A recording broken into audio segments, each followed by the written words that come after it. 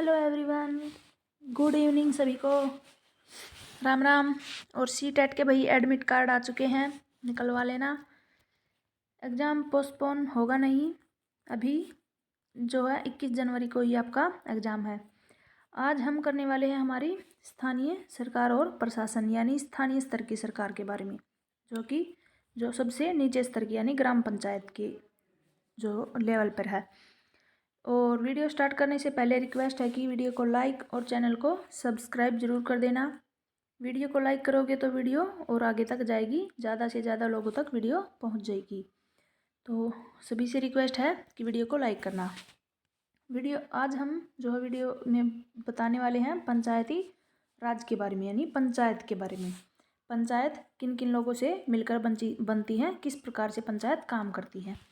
ज़्यादा time waste नहीं करेंगे, एक छोटी सी कहानी है गांव के लोगों की कि जो है पंचायत जो है लोगों में किस तरह से काम करती है, क्या फैसले देती है, किसकी सहमति होती है, इन सब के बारे में हम पढ़ेंगे। आज का दिन बड़ा खास है, सभी लोग जल्दी जल्दी ग्राम सभा के लिए जा रहे हैं। और आपको पता है क्यों जा रहे हैं? क्योंकि पंचायत के चुनाव के बाद आज पहली बार ग्राम सभा की बैठक हो रही है। हरदास गांव के लोग यह जानने के लिए बहुत उत्सुक हैं कि एक नई पंचायत ने उनके लिए क्या योजनाएं बनाई हैं। यानी ग्राम पंचायत के चुनाव होने के बाद जब सरपंच बनता है तो कितने साल के लिए बनता है? 5 साल के लिए। तो उन्होंने सरपंच को चुन लिया है और सरपंच बनने के बाद पहली बार गांव की जो है बैठक होने वाली है कि क्या क्या नियम लागू हुए हैं, क्या क्या जो है योजनाएं सरपंच ने बनाई है गाँव के लिए। तो एक नज़र यहाँ पर डालेंगे इस तरफ। ग्राम सभा एक पंचायत के क्षेत्र में रहने वाले सभी वयस्क यानी सभी बड़े लोगों की सभा होती है। हो सकता है उसमें सिर्फ एक गांव हो या फिर एक से ज़्यादा, जैसे कि इस उदाहरण में दिया गया है कि कई राज्यों में हर गांव की ग्राम सभा की बैठक अलग होती है। कोई भी व्यक्ति जिसकी उम्र 18 वर्ष या उससे ज़्यादा होती है वोट देने का अधिकार होता है और जिसका नाम गाँव की मतदाता सूची में होती है वह ग्राम का सदस्य होता है। तो इन लोगों से मिलकर के जो है ग्राम सभा बनती है। ग्राम सभा की बैठक की शुरुआत में सरपंच और पंच ने सड़क की मरम्मत पर होने वाले यानी सरपंच होता है गांव में पंचायत में और होते हैं कुछ पंच। पंच क्या होते हैं इसके बारे में भी हम यहाँ पढ़ लेंगे। एक ग्राम पंचायत कई वार्डों में बटी होती है यानी कई छोटे छोटे वार्डों में बटी होती है। प्रत्येक वार्ड अपना एक प्रतिनिधि चुनता है यानी अलग अलग वार्ड बने होते हैं इस गांव में। ये एक गांव है, यहाँ एक वार्ड है, दूसरा वार्ड है, तीसरा वार्ड है, ये एरिया होते हैं गांव के, ये मोहल्ले कुछ बटे हुए होते हैं। तो इन सभी ने मिलकर अपना एक प्रतिनिधि चुन लिया कि हम इसको वोट देकर इसको प्रतिनिधि बनाएंगे। इन्होंने अपना प्रतिनिधि चुन लिया, इन्होंने अपना प्रतिनिधि चुन लिया और फिर ऑल ओवर गांव में से किसी एक व्यक्ति को सभी मिल करके सरपंच बनाएंगे।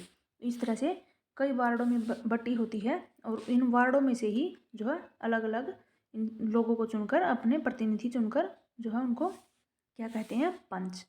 इसके साथ पंचायत क्षेत्र के लोग मिलकर सरपंच को चुनते हैं और जो पंचायत का मुखिया होता है वार्ड पंच और सरपंच मिलकर क्या करते हैं? ग्राम पंचायत की गठन 5 साल के लिए करते हैं। ग्राम पंचायत का एक सचिव भी होता है। अब सचिव को कौन चुनता है भाई? कोई नहीं चुनता, इसको जो है सरकार नियुक्त करती है। सचिव का चुनाव नहीं हो सकता, उसकी सरकार द्वारा नियुक्ति की गई है। सचिव का काम क्या है? ग्राम सभा और ग्राम पंचायत की बैठक बुलाना और जो भी चर्चाएं और निर्णय होंगे उनका रिकॉर्ड अपने पास रखना, ये जो सचिव का काम होगा।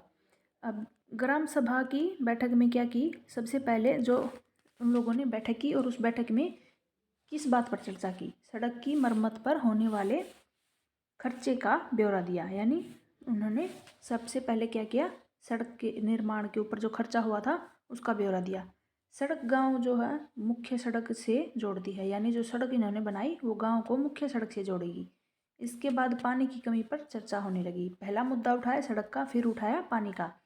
गांव में रहने वाली तीजिया यानी कोई गांव की महिला है तीजिया, उसने बोलना शुरू किया यानी उसने अपना प्रस्ताव जो है पंचायत के सामने रखा। हरदास गांव में पानी की कमी की समस्या जो है बहुत बढ़ गई है। हैंडपंपों का पानी जमीन के नीचे चला गया है और मुश्किल से हैंडपंप में थोड़ा बहुत पानी आता है। औरतें कितने किलोमीटर? 3 किलोमीटर सुरू नदी से पानी लेने जाती है। यानी इसने तीजिया नाम की औरत ने जो है अपनी समस्याएं बताई कि पानी की कितनी कमी है और औरतें कितनी दूर से पानी लेती हैं। एक सदस्य ने सुझाव दिया कि सुरू नदी से जो है पानी का पाइप लाकर गांव में बड़ी सी टंकी में भर लेंगे। क्या सुझाव दिया? लोगों को सुझाव देने का अधिकार है। तो उनमें से किसी ने सुझाव दिया गांव में कि जो है तीजिया जो सुरु नदी में से पानी लेकर आते हैं वहाँ से पाइप लेकर आएंगे और टंकी भर लेंगे, उससे पानी की आपूर्ति हो जाएगी। लेकिन दूसरों को लगा कि यह बहुत ही महंगा होगा। उन्होंने कहा इस साल के लिए हैंडपंप और गहरे कर लेते हैं, यानी उन्होंने कहा कि ये तरीका बहुत महंगा है, इसलिए हम हैंडपंप को ही और ज़्यादा नीचे ले जाएंगे और कुओं को साफ कर लेते हैं। तीजिया ने क्या कहा, इतने से तो काम नहीं चलेगा, हमें कुछ पक्की व्यवस्था करनी होगी, यानी हमें कोई पक्का कार्य करना होगा। हर साल पानी का स्तर नीचे गिरता जा रहा है, जितना पानी जमीन में रिस जाता है हम उससे ज़्यादा तो यूज कर लेते हैं। ग्राम सभा एक दूसरे सदस्य ग्राम सभा का कोई और अन्य सदस्य जिसका नाम अनवर है, उसने सबको बताया कि महाराष्ट्र के एक गांव में पानी के संरक्षण के लिए एक नया तरीका उसने देखा है। उसने अपनी जो है चीज़ें शेयर की। उस गांव में अपने भाई से वह मिलने गया था और उसको जल संवर्धन विकास कार्यक्रम कहते हैं। तो उसने जो महाराष्ट्र के किसी गांव में अपने भाई से मिलने गया, वहाँ पर जल इकट्ठा करने के लिए कुछ योजनाएं बनाई थी, उसको क्या नाम दिया गया, जल संवर्धन विकास कार्यक्रम।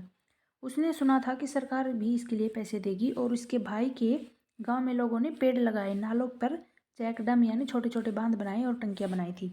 यह विचार सुनकर जो है सबको अच्छा लगा था और सबने ग्राम पंचायत को इसके बारे में पता करने के लिए कह दिया था। तीसरा मुद्दा किसका उठाया था? गरीबी रेखा से नीचे रहने वाले लोगों के बारे में। ग्राम सभा में चर्चा के लिए अगला मुद्दा था गरीबी रेखा के नीचे वाले लोगों की सूची को स्वीकृत लेना। जैसा कि सूची में दर्ज नाम जैसे ही उन्होंने सूची में दर्ज नाम लिया, पढ़ने शुरू किए तो लोगों के बीच खुसर फुसर यानी लोग आपस में बातें करने लगे।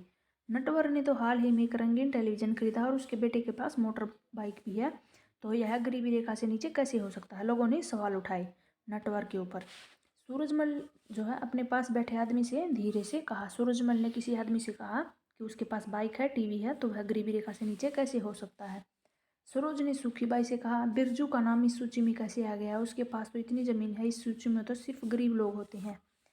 ओम प्रकाश एक मजदूर है, उसके पास बिल्कुल ज़मीन नहीं है, वह मुश्किल से अपना गुजारा चला रहा है, पर उसका नाम इस सूची में नहीं है, यानी जो गरीब है उसका नाम इस सूची में नहीं है। सूखीबाई ने कहा, तुम्हें तो पता है कि नटवर और बिरजू अमीरचंद के दोस्त हैं, यानी कोई अमीरचंद है जो कि कौन है? अमीरचंद कौन है? जमींदार। तो उसके दोस्त हैं नटवर और बिरजू, इसलिए उनका नाम गरीबी रेखा के नीचे रखा गया। अब भी बहुत सारी ज़मीन का मालिक है, लेकिन हमें ओम प्रकाश का नाम सूची में डलवाना चाहिए, यानी उन्होंने कहा कि इनका नाम तो आ गया सिफारिश की वजह से लगा लो, अमीरचंद के दोस्त हैं इस वजह से लगा लो, लेकिन ओम प्रकाश जो रियल में गरीब है उसका नाम तो इस सूची में होना चाहिए। सरपंच ने देखा कि लोगों के बीच में खुसर पुसर हो रही थी। उन्होंने पूछा कि अगर किसी को कुछ कहना है तो कहे। सरोज ने सूरजमल को उकसाने की कोशिश की कि वह नटवर और बिरजू के बारे में पूछे, लेकिन सूरजमल चुपचाप बैठा रहा। अमीरचंद ग्राम सभा में बैठा सब पर निगाह रखे हुए था। जो अमीरचंद है उसने जो है सभी के ऊपर नज़र रखी हुई थी कि कौन क्या बोल रहा है। तो दूसरे लोगों ने भी माना कि ओम प्रकाश का परिवार बहुत गरीब है। सरोज ने उठकर बोल दिया था कि ओम प्रकाश का नाम सूची में होना चाहिए और दूसरे लोगों ने भी यह मान लिया कि ओम प्रकाश बहुत गरीब है। सरपंच ने पूछा कि उसका नाम सूची में क्यों नहीं था। जिस व्यक्ति ने गरीबी रेखा के नीचे आने वाले परिवारों को सर्वेक्षण किया था उसने बताया कि मैं ओम प्रकाश के घर कई बार गया, पर वह हर बार वहाँ ताला लगा हुआ था, वह शायद कहीं काम ढूंढने के लिए गया होगा। तो उसने बहाना बना दिया कि जो है ओम प्रकाश घर पर नहीं था। सरपंच ने कहा कि ओम प्रकाश की पारिवारिक आय देखी जाएगी और अगर वह सरकार द्वारा तय की गई राशि से कम है तो उसका नाम सूची में शामिल किया जाएगा।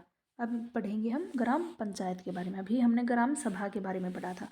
ग्राम पंचायत की नियमित रूप से बैठक होती है और इसका मुख्य काम उसके क्षेत्र में आने वाले गाँव में विकास कार्यक्रम लागू करवाना होता है।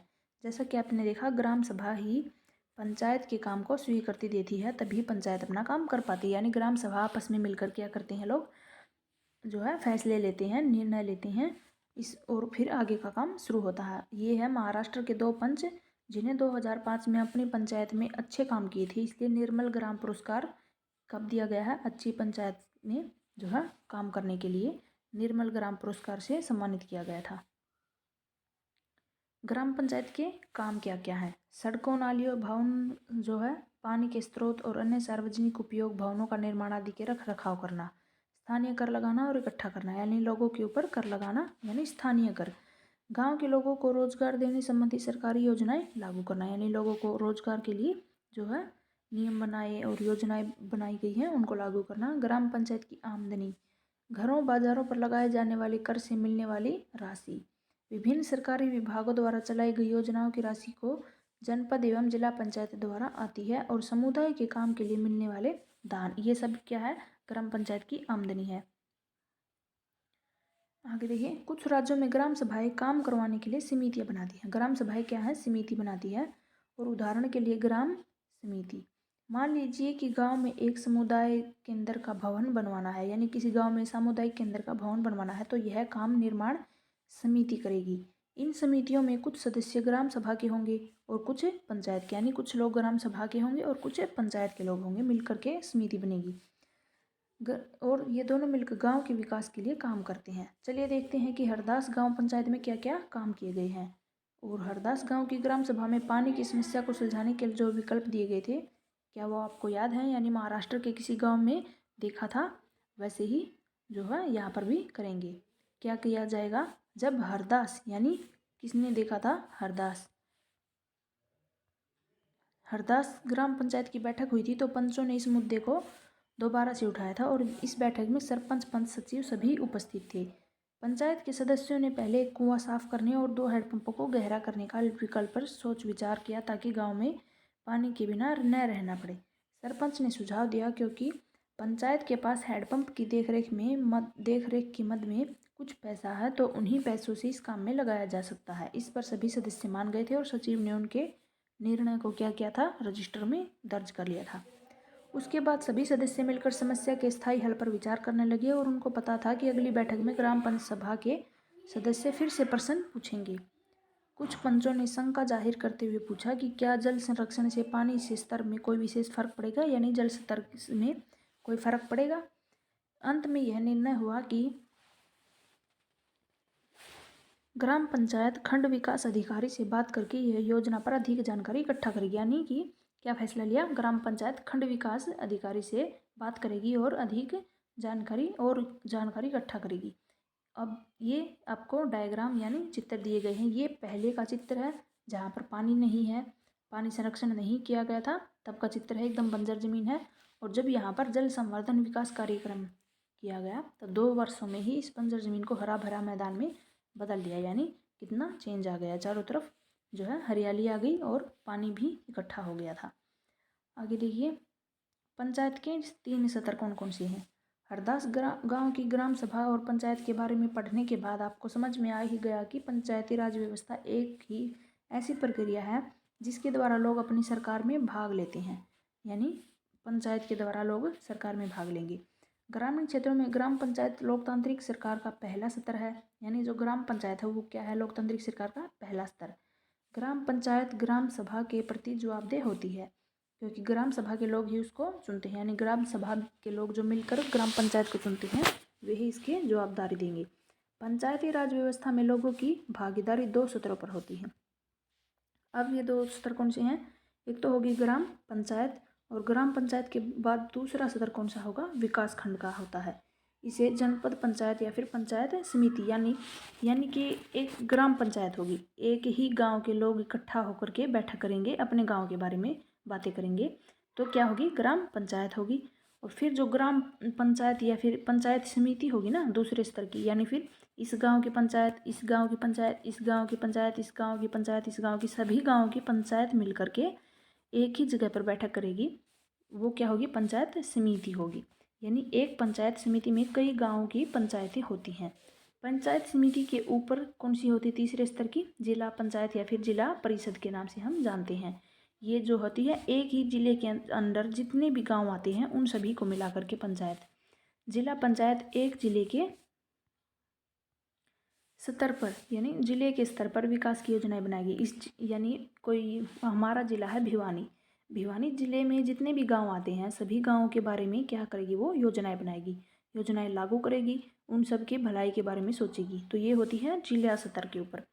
पंचायत समिति की मदद से जिला परिषद सभी पंचायतों में आवंटित राशि के वितरण की व्यवस्था करती है। यानी सभी जो है सभी जो गाँव में जो राशि बटती है उसका आवंटित करती है।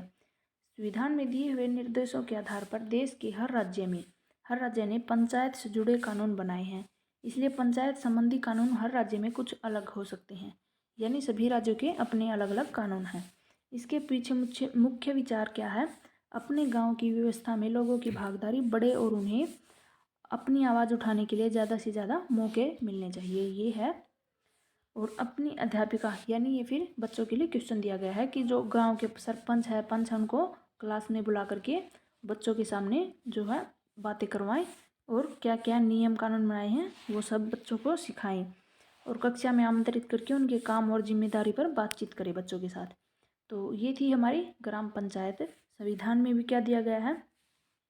हर देश में, हर राज्य में अलग अलग कानून बनाए गए हैं। यानी कि हरियाणा राज्य है, हरियाणा राज्य में क्या है, अलग से कानून बनाए गए पंचायत के बारे में।